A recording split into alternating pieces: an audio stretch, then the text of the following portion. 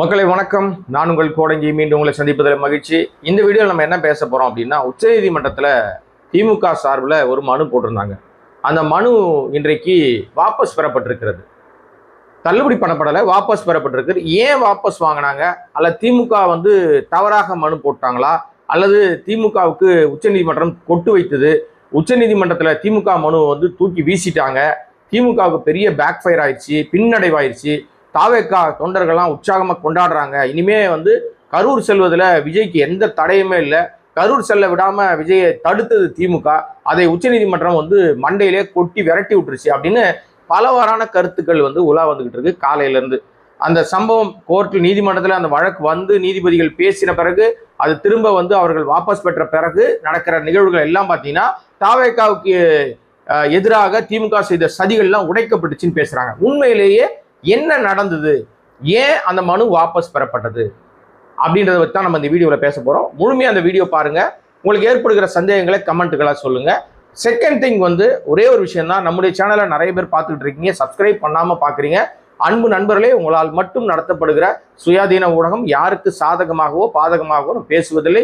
என்ன நிகழ்வு நடக்கிறதோ அதை உங்கள் முன்னாடி கொண்டு வைக்கிறதா நம்மளோட வேலை. இப்போ இந்த வீடியோவில் நம்ம என்ன பேச போகிறோம் அப்படின்றத நான் முதல்ல ஒரு சின்ன ஹிண்ட் ஒன்று கொடுத்துருந்தேன் இல்லையா? இந்த வழக்கு ஏன் உச்சநீதிமன்றத்துக்கு திமுக தரப்புல கொண்டு போனாங்க அப்படின்னா, சில தினங்களுக்கு முன்னாடி அதிமுகவிலிருந்து பிரிந்து வெளியிலே வந்த விஜயபாஸ்கர் ஆன்கோ இருக்கு இல்லையா? விராலிமலை விஜயபாஸ்கர் அப்படின்னு சொன்னா புரியாது உங்களுக்கு. குட்கா விஜயபாஸ்கர், குட்கா புகழ், குட்காவை கடத்தி வியாபாரம் பண்ண அந்த பெரிய சதியில ஈடுபட்டு சிபிஐல வழக்கு இருந்து இடியில வழக்கு இருக்கிற ஏராளமான மோசடி குற்றச்சாட்டுல இருக்கிற நம்ம விஜயபாஸ்கர், கரூர் விஜயபாஸ்கர் ஒரு பக்கம், விராலிமலை விஜயபாஸ்கர் இன்னொரு பக்கம். இந்த கரூர் விஜயபாஸ்கர் மேல 30க்கும் மேற்பட்ட வழக்கு, சொத்து குழிப்பு வழக்கு, கனிம வளங்கள் கொள்ளையடிச்ச வழக்குன்னு ஏராளமான வழக்குகள் இருக்கு. இந்த வழக்குகள் எல்லாம் சிக்கி இருக்கிற இவர்கள் தூய சக்தியான தாவேக்கால உள்ள வந்த உடனே அவங்க அப்படியே ஊழல்வாதிகள் கரைகளோடு வந்தவங்க இந்த வாஷிங் மிஷின்ல வந்த உடனே தூய சக்தியா மாறிட்டாங்க. வெளுத்துருச்சு, சாயம் வெளுத்துருச்சு. அதோட இணைப்பு விழான்னு ஒரு விழாவை நடத்தினார் விஜயபாஸ்கர். குட்கா விஜயபாஸ்கர் தான் முன்னாடி நின்று எல்லாத்தையும் பண்ணார். அங்க 10,000 பேர்னு சொன்னாங்க. சேர்லாம் காலியா கிடந்துச்சு. நம்ம ஏற்கனவே அது சம்பந்தமா நிறைய பேசியிருக்கிறோம். அந்த இணைப்பு விழாவில் பேசிய ஆதவ், நம்ம வளர்ந்து கட்ட அமைச்சர் ஒருத்தர் இருக்காருல்ல, நடுநடுன்னு வளர்ந்துருப்பாரு, உடம்பு பூரா கொஞ்சம் திமிர் இல்லை, ஜாஸ்தியாவே திமிர் இருக்கக்கூடிய ஒரு அமைச்சர். அவருக்கு திமிர் அதிகமா இருக்கிற மாதிரி அறிவும் கொஞ்சம் இருக்கணும். உடம்பு பூரா இருக்கு, ஆனா மூளை இருக்க வேண்டிய கொஞ்சம் கிராம்ல அளவுக்கு இருந்ததுன்னா அவர் நிச்சயமாக இந்த மாதிரி கருத்தெல்லாம் பேச மாட்டாருன்னு ஊடகங்கள்ல பேசுறாங்க இல்லையா? அதே மாதிரியான ஒரு நிலைப்பாட்டோட எங்க போய் மைக் பிடிச்சாலும் ஆதவ் வாயாலேயே வடை சுட்டுட்டு அனாவசியமான வார்த்தைகளை அள்ளி வீசிட்டு அசிங்கப்பட்டு நிற்பது அவருடைய வாடிக்கை. ஆனால் துப்புனா தொடச்சுக்கிற கேரக்டர்லாம் அங்க இருக்கிறதுனால இது ஒரு பெரிய விஷயமா அவருக்கு பார்க்கப்படலை. அப்படி என்ன பேசினார் ஆதவ் அப்படின்னா, அவர் பேசிய பேச்சு மிக மிக கண்டனத்துக்குரிய பேச்சாக இருந்தது. சிபிஐ வழக்குல நிலுவையில் இருக்கும்போது, சிபிஐ வழக்கை விசாரித்துக் கொண்டிருக்கும் போது அந்த வழக்கினுடைய தீர்ப்பை ஒரு அமைச்சர், அதுவும் குற்றச்சாட்டுல சிக்கி இருக்கிறவர், அவர் மீது குற்றச்சாட்டு இருக்கு, கொலைப்பழி இருக்கு, அப்படி இருக்கும்போது அவரே தீர்ப்பு எழுதுறார். எங்களுக்கு தீர்க்க வேண்டிய ஒரு கணக்கு இருக்கு, அதை முடிக்காம விட மாட்டேன். கரூர்ல நாங்க செய்ய வேண்டியது நிறைய இருக்கு, அதை முடிக்காம விட மாட்டேன். 41 பேரை கொன்னது போலீஸ்காரங்க தான், அவங்க தான் கொன்னுட்டாங்க அப்படின்னு பழிய போலீஸ்காரங்களை திருப்பி விட்ட மிக யோகிய சிகாமணியா இருக்கிற நம்முடைய இந்த பொதுப்பணித்துறை அமைச்சர் ஆதவ் அர்ஜுனாவுடைய இந்த பேச்சு கடும் விவாதத்துக்கு மாறிச்சு. எல்லா கூட்டணி கட்சியும் எதிர்த்தாங்க, சத்தம் போட்டாங்க. ஆதவ் கொஞ்சம் வாய் அடக்கணும், ஓவர் வாய் பேசுறாரு, கொஞ்சம் திமிரா தான் பேசுறாரு, அமைச்சருக்குரிய அழகு இல்லாம பேசுறாரு. ஒரு அமைச்சர் என்பதற்கு ஒரு மரபோடு மாண்பு இருக்கு, மரியாதை இருக்கு, இவருக்கு எதுவுமே தெரியல, 3ஆம் தர பேச்சு, ஒரு ரவுடி பையன் மாதிரி பேசுறாரு அப்படின்னு நிறைய பேரும் கருத்துக்களை தெரிவிச்சாங்க. நம்மளும் நிறைய விஷயங்கள் நம்முடைய சேனல்ல பேசியிருக்கிறோம். இந்த வழக்கை திமுக தாக்கல் செய்வதற்கு பிரதானமான விஷயமே இதுதான். திமுக மீது பழி போட்டு விட்டு அதற்கு காரணமானவர்கள் அனைவரும் போலீஸ்காரங்க, இவங்க தான் திமுக சொல்படி கேட்டு 41 பேரை கொண்டுட்டாங்கன்றத அவர் சொன்னது சாராம்சம். ஒரு வழக்கு நிலுவையில் இருக்கும்போது தீர்ப்பு எப்படி இவர் எழுதலான்னு சொல்லி நீதிமன்றத்தை நாடியது திமுக. அங்கே போடப்பட்ட வழக்குல விஜய் குற்றவாளி, அவர் எப்படி கரூருக்கு போலாம் அப்படின்னு அதுல சொல்லப்பட்டதாக சொல்றாங்க. நம்ம இன்னும் மனு பார்க்கல. இன்னொரு விஷயம் என்னன்னா, உண்மையிலேயே இந்த பிரேயர் ஏன் ஆதவ அர்ஜுனா அப்படி பேசினார்? அவர் பேசியது தப்பு. கரூருக்கு போய் அதை மாற்ற முயற்சிக்கிறாங்க. இப்ப கரூருக்கு வந்து முதலமைச்சராக இருக்கிற சோசப் விஜய் அங்க போனாருன்னு வச்சுங்களேன். இந்த சோசப் விஜய் முதலமைச்சர் அங்க போகும்போது சும்மா போகும்போதே கூட்டம் நெரிசல் வந்து 41 பேர் செத்து போயிட்டாங்க. இப்ப முதலமைச்சரா போகும்போது அவரை பார்ப்பதற்கு வருகிற கூட்டம்லாம் கட்டுப்படுத்தப்படும் கண்டிப்பா. ஏன்னா யாரையுமே கிட்ட சேர்க்க மாட்டாங்க. இனிமே கூட்டம் சேர்க்க வேண்டிய அவசியம் அவங்களுக்கு இல்லை. ரூட் மாஃபியா வேலை செய்யாது, கூட்டத்தை சேர்க்காது. காசு கொடுத்தோ வாட்ஸ்அப் மூலமோ எல்லாரும் வாங்க பக்கத்து மாவட்டத்தில் வாங்கலாம் கூப்பிடாது. வேன் வச்சு, வண்டி வச்சு, டிராக்டர் வச்சு, பஸ் வச்சு கூட்டு வர மாட்டாங்க. இப்போ அதுக்கான தேவையில்லை, அதிகாரத்தை பிடிச்சிட்டாங்க. அப்போ அங்க வந்து குறிப்பிடத்தக்க ஆட்கள் QR கோடு அது இதுன்னு வச்சுக்கிட்டு அதிகாரத்தை வச்சு யார் வரணுமோ அவங்க மட்டும் தான் வர வைப்பாங்க. இது உங்களுக்கு திட்டமா இருக்கும். இதுல இருந்து அங்க என்ன நடக்கும்னா, கரூருக்கு ஒரு போறதுக்கு முன்னாடி செந்தில் பாலாஜியை பிடிச்சி ஜெயிலில் வச்சுட்டு, பாத்தீங்களா மக்களே, உங்களை எல்லாம் ஆள் வச்சு கொன்ன அந்த ஆளை நாங்க ஜெயிலில் வச்சிட்டோம், அதை கர்மாவை நாங்க நிறைவேற்றிட்டோம், பாத்தீங்களா அந்த பாவம் சாபம் தான், கொளத்தூர்ல அவங்க தலைவர் தோத்து போயிட்டாரு, இந்த செந்தில் பாலாஜி பிடிச்சி நாங்க உள்ள வச்சிட்டோம்னு ஒரு மார்த்தட்டிக்கிறதுக்காக ஹீரோயிசம் வேஷம் போறதுக்காக முதலமைச்சராக இருக்கிற சோசப் விஜய் முயற்சி எடுக்கிறார். அதோட வெளிப்பாடு தான் அவங்க அடிப்பொடிகளை வச்சுக்கிட்டு, அந்த அடிப்பொடிகளுக்கெல்லாம் அமைச்சர் அந்தஸ்து கொடுத்ததுனால அவங்க எல்லாம் கண்ணா பண்ணன்னு பேசிட்டு இருக்காங்க. அதுல பிரதானமான பேசுறது இந்த வளர்ந்து கட்ட அமைச்சர் ஆதவ் அர்ஜுனோட பேச்சு பார்க்குற எல்லாருக்குமே அவ்வளோ கொடுமையா கோரமா வருது, கோவம் வருது. அதால என்ன அமைச்சரா என்னையா இருந்தாலும் ஏன் இப்படி லூஸ்தனமா பேசிட்டு இருக்காருன்னு எல்லாரும் பேசுறாங்க. அறிவுறுத்தனமா பேசிட்டு இருக்காரு, முட்டாளா பேசிட்டு இருக்காரு. இவர் வந்து இன்னொரு முதலமைச்சரை பார்த்து முட்டாள் முதலமைச்சர் சொன்னவர், இவருக்கு மண்டையில மசாலா இருக்கா மூளை இருக்கான்னு கேட்கறாங்க. இது எல்லாரும் இயல்பா கேட்கிற கேள்வி. இப்ப இந்த கேள்வியை தான் உச்சநீதிமன்றத்தில் கொண்டு போய் வைக்கணும். நியாயப்படி திமுக அதுல பல விஷயங்களை கொண்டு போய் வச்சதுனால இன்னொரு விஷயம், இந்த வழக்கை விசாரிக்கிறது சிபிஐ. இவங்க உச்சநீதிமன்றத்துக்கு போனதனுடைய நோக்கத்துக்கு பதிலாக சிபிஐ கிட்ட போயிருக்கணும். நியாயப்படி முதல்ல சிபிஐ இந்த பாருங்க, உங்க வழக்கு நீங்க தான் விசாரிக்கிறீங்க, 41 பேர் செத்ததுக்கு யார் காரணம் விசாரிச்சுட்டு இருக்கீங்க. இப்போ அதுல குற்றம் சாட்டப்பட்ட அக்யூஸ்ட் அப்படின்னு சொல்லப்பட ஃபர்ஸ்ட் அக்யூஸ்ட் அப்படின்னு சொல்லுகிற ஒரு நபரை அவர் அமைச்சராயிட்டான்றதுனால எது ஒன்னா பேசிடலாமா, தீர்ப்பு அவரே எழுதிடலாமா, அப்ப நீங்களாம் எதுக்கு இதுல கண்டெம்ட்ல நீங்க போனோம் அப்படின்னு வந்து போயிருந்தா இது வேற மாதிரி மாறி இருந்திருக்கும். இப்ப அதைத்தான் வந்து நீதிபதிகள் சொல்லியிருக்காங்க. இந்த நாங்க வழக்கை எடுத்தா இதுல நீங்க கேட்ட பிரேயர் தப்பா இருக்கு, இதை நாங்க எடுத்து நடத்தினா தள்ளுபடி செய்யற சூழ்நிலை உருவாகும், இதை நீங்க வாபஸ் வாங்கிட்டு முறையான காரணங்களை அடுக்கி நீங்க எங்களுக்கு பிரேயர் போடுங்க. இப்போ திமுகவை சேர்ந்த வில்சன் MP வில்சன் வழக்கறிஞர் அவர் என்ன தெளிவுபடுத்துறாருன்னா, சார் நாங்க வந்து அவர் கரூர் போகக்கூடாதுனே வழக்கு போடல, நாங்க போட்டது ஆதவ் தவறு செய்திருக்கிறார், ஆரவ் பேசுறது தப்புன்னு தான் போட்டிருக்கோம். இப்போ அதுல சில கரெக்ஷனோட மீண்டும் எங்களுக்கு நீங்க புகார் மனுவை கொடுங்க அப்படின்னு சொல்லியிருக்காங்க. அதனால நாங்க வந்து வாபஸ் வாங்குவதற்கு நீதிமன்றம் ஒத்துக்கிட்டதுனால தான் நாங்க வாபஸ் வாங்கியிருக்கோம். இப்போ வாபஸ் வாங்கி மீண்டும் நாங்க வந்து முறையான மனுவை கொடுப்போம். இதுக்கு இடையிலேயே வந்து ஒரு பொய்யான நரேட்டிவை தாவேக்கா செட் பண்ணுது. என்னன்னா, திமுக ஏதோ வந்து கரூர் போகக்கூடாது விஜய்ன்னு சொல்லி தடுத்ததாகும். சோசப் விஜய் சாரி முதலமைச்சர் சோசப் விஜய் கரூர் போகக்கூடாதுன்னு திமுக தடுப்பதாகவும், அதை எதிர்த்து இவங்க கோர்ட்டுக்கு போய் அசிங்கப்பட்டதாகும், திமுக தரப்பு கோர்ட்டுக்கு போய் அசிங்கப்பட்டதாகவும் ஒரு பொய்யான நரேட்டிவை செட் பண்றாங்க. உண்மையே நாங்க வந்து கரூர் மேட்டர்ல கரூர் வழக்கு நிலுவையில் இருக்கும்போது இவர் ஆதவர் பேசுறது வந்து பழி போடுவது அயோக்கியத்தனம்னு தான் நாங்க போயிருக்கிறோம். அவர் முதலமைச்சர் அங்க போனா என்ன போலனா என்ன அதை பத்தி நாங்க பேசவே இல்லை. இந்த சூழ்நிலையில அந்த மக்களை சந்தித்தால் அது சாட்சியங்களை கலைக்கிற விஷயங்கள்ல வராதா அப்படின்ற கேள்விதான் எல்லாரும் பிரதானமா முன்வைக்கிற விஷயம். நீதிமன்றம் அதை பார்த்துக்கிட்டு இருக்கு. ஆனா நீதிமன்றத்துல இந்த விஷயங்கள் குறித்து பெருசாக பேசப்படலை. அவர் ஒரு நாட்டினுடைய முதலமைச்சரா இருக்கிறவர் அந்த தன்னுடைய பகுதி மக்களை பார்க்க போகக்கூடாதுன்னு எப்படி நீங்க தடை போட முடியும் நாங்க அப்படின்னு ரொம்ப சரியான கேள்வியை உச்சநீதிமன்றம் கேட்டிருக்கிறதாக சொல்றாங்க. உண்மைதான். ஆனால் அந்த மக்கள், இவர் யாரை சந்திப்பதாக போகிற மக்கள் அந்த பாதிப்புல சிக்கியவர்கள், விக்டிமை போய் பார்த்தீங்கன்னா, நீங்க அதிகாரத்துல இருக்கீங்க, முதலமைச்சரா இருக்கீங்க, ஆனா உங்களை பார்க்க வந்துதான் செத்துருக்கான், உங்க தாமதத்தால் தான் செத்துருக்கான், நீங்க வந்தது லேட்டா வந்ததுனால தான் செத்து போனான்.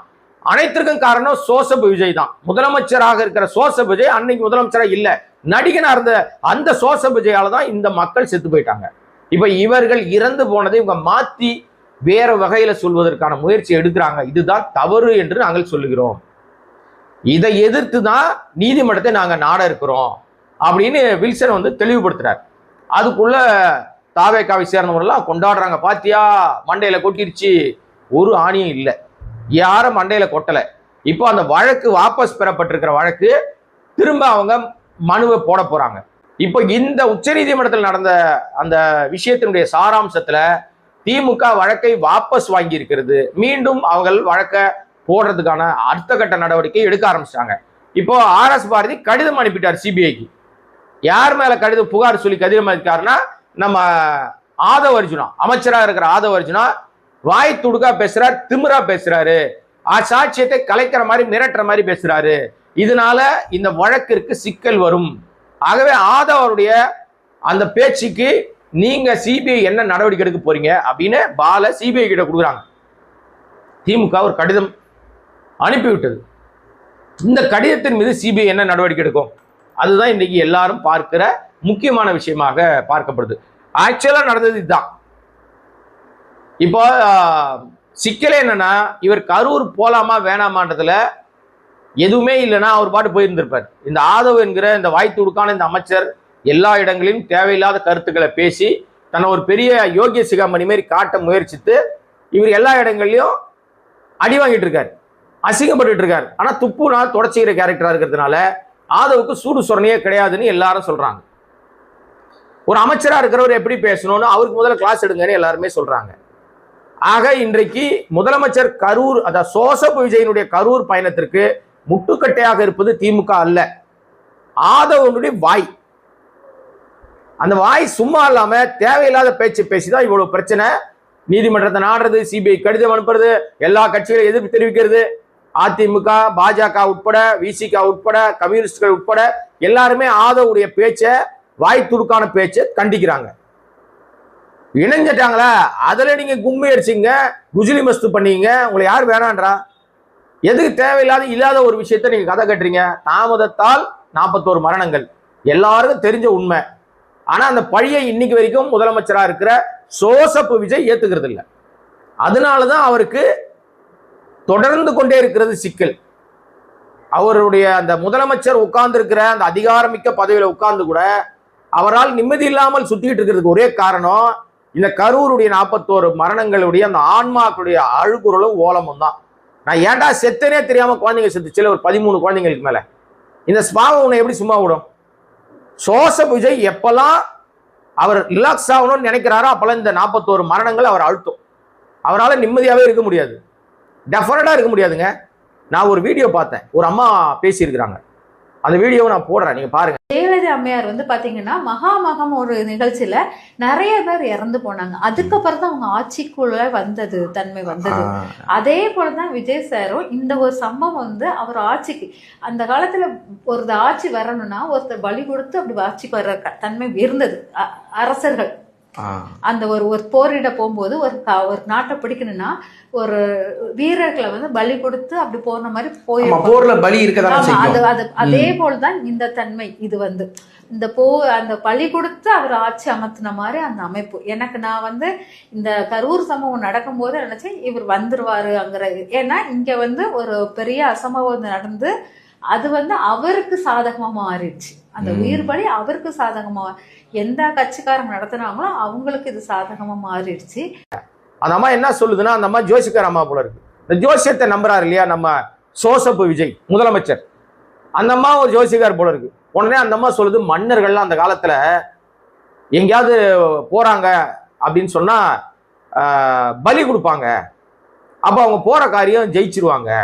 போர்ல ஒரு மன்னர் வந்து பல வீரர்களை வந்து இழந்துட்டு தான் அவர் வந்து போர்ல ஜெயிப்பாரு.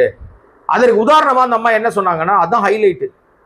ஜெயலலிதா மகாமகம் குளத்துல குளிச்சாங்க, குளிச்ச உடனே பல பேர் செத்து போயிட்டாங்க, உடனே அந்த அம்மாவுக்கு பெரிய வெற்றி கிடைத்தது. அதே மாதிரி ஜோசப் விஜய் அப்ப முதலமைச்சரா இல்ல, கரூருக்கு போனார், பல பேர் செத்து போயிட்டாங்க. நான் அப்பவே சொன்னேன், இந்த முறை முதலமைச்சராக ஜோசப் விஜய் தான் உட்காருவாரு, ஏன்னா நிறைய பேர் செத்து போயிட்டாங்க, அவருடைய மரணங்கள் மூலமா அவருக்கு ஒரு பெரிய அதிகாரம் கிடைக்கும்னு சொன்னேன்னு அந்த அம்மா வந்து பொது வழியில பேசுறாங்க. எவ்வளவு பெரிய அயோக்கியத்தனம், எவ்வளவு பெரிய மொள்ளமாரித்தனம், திருட்டுத்தனம், அயோக்கியத்தனம். இது எப்படிங்க ஏத்துக்கிறது? அப்பாவி மக்களை கொன்னுட்டு அதுல இருந்து அதிகாரம் கிடைக்குதுன்னு ஒரு அம்மா சொல்றாங்கன்னா, இந்த நாட்டுல எவ்வளவு பொது வழியில எதையெல்லாம் பேசணும்னு தெரியாம பேசுற கூட்டம் ஜாஸ்தி ஆயிடுச்சு. ஜோசியத்தை நம்புற கூட்டம் ஜாஸ்தி ஆயிடுச்சு. பொய் பரப்புற கூட்டம் ஜாஸ்தி ஆயிடுச்சு.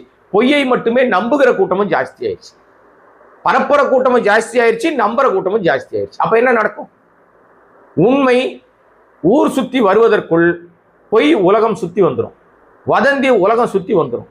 அதனுடைய வெளிப்பாடு தான் குழந்தைகளை ஏமாத்துறது, பொய் சொன்னது, அயோக்கியத்தனமாக இல்லாத ஒன்றை உருவாக்கி வச்சது, தேவதூதனாக தன்னை காட்டிக் கொண்டது, தூய சக்தியாக காட்டிய துரோக சக்தி, துயர சக்தி. யாருன்னா நம்ம முதலமைச்சராக இருக்கிற ஜோசப் விஜய்.